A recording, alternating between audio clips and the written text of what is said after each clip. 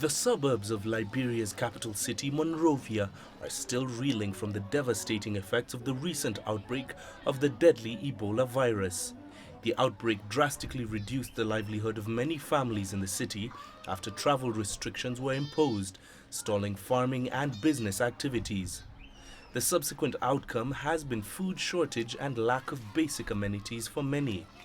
To mitigate against such a potentially devastating impact, the World Food Programme is seeking to increase food rations in the three hard-hit countries in West Africa.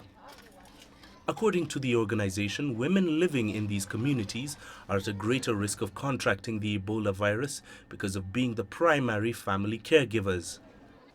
There are some reports that in the countries affected by the Ebola outbreak, that women are particularly at risk.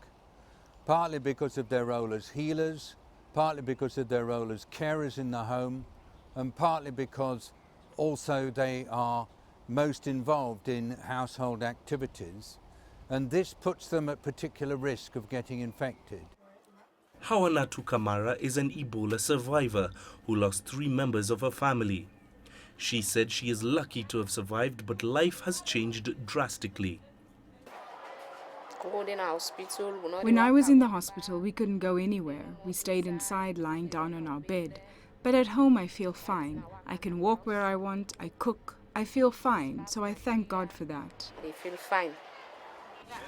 Recently, her 2 children were released from the hospital after responding to Ebola treatment.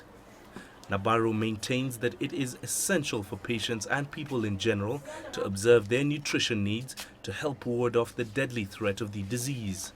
Good nutrition is a key requirement to enable people to be strong and to fight against the impact of Ebola on their health.